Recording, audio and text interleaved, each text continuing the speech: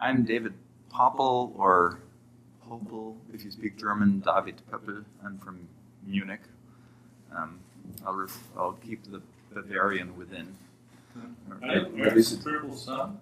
I am. Good. Yeah. So I'm, and I fit the profile by being a relentless field changer. Apparently everyone here was doing something that they didn't want to do. As an undergraduate, I studied cell biology and linguistics. And then I worked as an actor for a while. So it's something completely different. And then I needed to get a job. So I went to graduate school. So it shows my naivete. And I studied neuroscience, and I went back to linguistics. And so now I run a lab. So I'm actually a laboratory person, where the rubber meets the road. At NYU, I study human brain science. And there's two kind of things that I've been obsessing about for a while.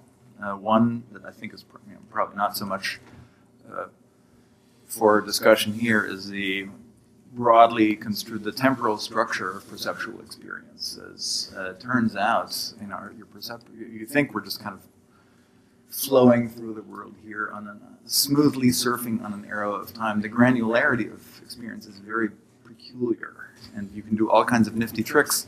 And other than just being cool, I think it has some interesting implications for what the sort of primitive the parts list is for perception, representation, and so on.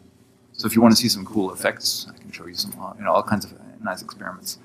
What I worry about that's a bit more related to the topics here is what I call in discussions that we had. So I work on language in the brain, and I work on or think about and obsess about, let's say, the parts list or the granularity problem. As I am impressed, actually, by what cognitive psychology and linguistics and philosophy and computer science have achieved in the last 50 years.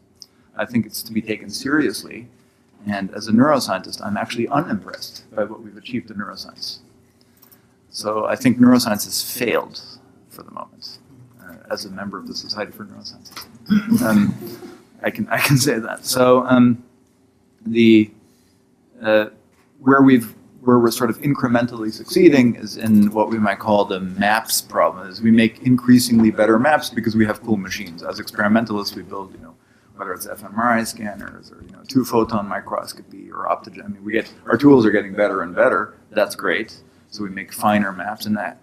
But so the resolution, the spatial resolution, the temporal resolution of how we do work is really very impressive. Regrettably, the conceptual resolution has not been so impressive. So the conceptual equipment is so expensive. The conceptual equipment. So I think that neuroscience actually hasn't kept pace with let's say, the cognitive sciences, including everything that goes under there.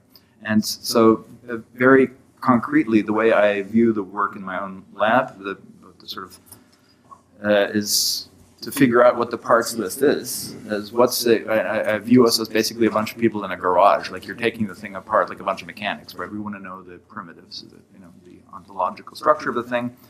And it turns out that the mapping problem is finding some alignments between what we think is going on in psychology, cognitive science, and neuroscience is essentially non-existent.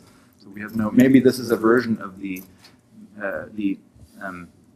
manifest image problem, reduced to a particular, the relationship between psychology and neurobiology. So this is kind of common sense conception in one sense and formal conception in the sciences. But I think I'm modestly enthusiastic that we can make progress, but I don't see how unless we make really radical shifts in our conceptual understanding of how language and cognition more broadly is construed, studied, and so on.